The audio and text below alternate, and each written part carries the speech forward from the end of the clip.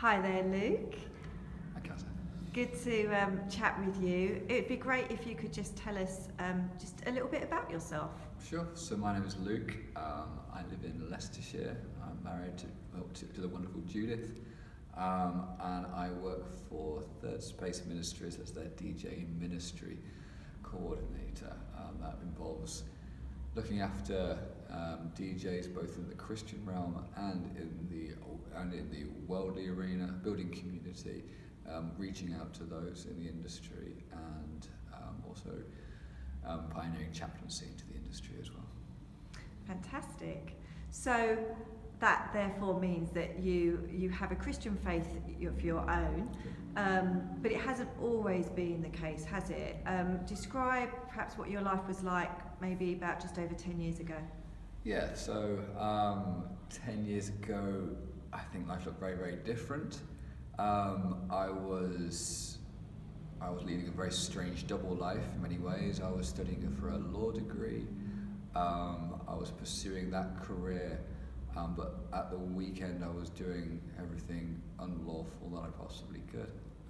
So I was working as a DJ in clubs. I was partying an awful lot. A lot of drink and drugs happening, and basically pursuing a destructive sort of lifestyle in this very weird tension of academia, followed by a lot of non-academic activity.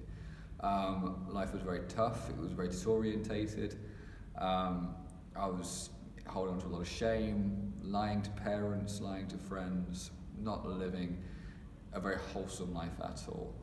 Very far away from church, very far away from God, and pretty broken-hearted, and it was pretty hard and pretty tough. I'm sure there's a lot of people that could identify with those challenging times, but for you, what changed? What made the difference between how you were then and your life now? Well, it's a longish story, but I'll give you a abridged version. And one night I was working in a nightclub and I met a girl on the dance floor, and she shared her faith with me, and she didn't really share much, but she just told me that she was a Christian and that she was here, and she shared about some of the work she did and some of the outreach that she did. And I just remember being absolutely amazed that there was a Christian in this nightclub, and couldn't really get my head around the fact that why would she want to be there, and why on earth would she even consider being in this place at 2 a.m. But in that moment, whether I realised it or not, I'd come from a Christian background, so I'd walked away from God. So I always knew what the answer was, but I just didn't want to know. I was just trying to find my own way.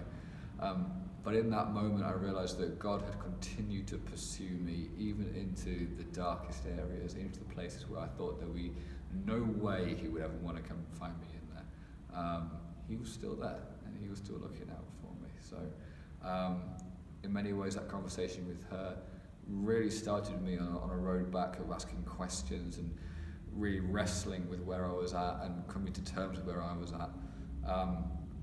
But it must have been at least between 6 months, maybe longer, maybe 9 months before anything concrete really kind of happened. And a lot more, it got progressively worse really, if anything, during that period. But then a close friend of mine had passed away, and he'd been a Christian, and I'd been someone who'd been very influential in my younger years. And I went to his funeral, and I can remember walking into the church building which is actually the church I go to now, and I walked in, and I walked into this funeral, and everyone was so full of joy and peace. Everyone was rejoicing. It was obviously sad because Kevin, this man, had passed away, but there was so much hope and so much reconciliation in the room, and there was so much life, and I just sat there and I felt the Lord say to me, Luke, it's time for you to come home. And it was a desperately emotional moment and very, very significant, and I just knew that it was time for me to stop messing around. It was time for me to sort this mess out. And I needed to come back to God. And so that night I went home, and floods of tears and lots of emotion. Got rid of all my baggage, confessed it all, repented, and gave my life to Jesus, and everything changed. Wow, that's a wonderful story. Yeah, it would be great if you could just say perhaps how things have changed. How is your life different now? There might be some obvious things, but maybe how has your perspective on life changed? Do you see the world differently, and do you see yourself differently? Definitely. So, I mean, I think I say to people that I've been privileged to see many miracles, but for me, one of the greatest miracles I ever witnessed was what God did in my life. And that was something that I think was just so personal. You know, within 24 hours, everything had changed. I had lost all cravings to drink, to do drugs, to smoke. They had just disappeared. I just didn't have them anymore. 3 weeks in, it just felt like a bad dream. It wasn't there. I wasn't like that anymore. My housemate said to me, why have you stopped swearing? I hadn't consciously decided to, I just stopped. I hadn't really thought about it. And my life had just twisted 180 straight away, and I just became a different person immediately. And of course there were other things I had to change. I stopped DJing for a long time. God took me out of that industry for several years, whilst things had to get cleaned up and sorted. But honestly, the transformation that happened immediately was just out of this world. And I think that these days, you know, it hasn't changed. You know, this is 10 years, and I became a different person on that night. My identity shifted, and the Bible talks about becoming a slave of righteousness, and I just became that son of God in that moment, and those things had no power over me anymore. And so life became free. I discovered such a joy in sort of everyday existence. It was like all the lights came on, everything was colourful. I began to enjoy enjoy a life lived with God and a relationship with Him, and that's an ever increasing. That's a daily place of amazement and wonder that we walk this life with Him all the time, and He's interested in every single detail and every aspect of my day. And I cannot imagine for 1 second how I cope with that. And so in terms of how I see myself, it's an ever-growing revelation that I'm a son of God, accepted and loved.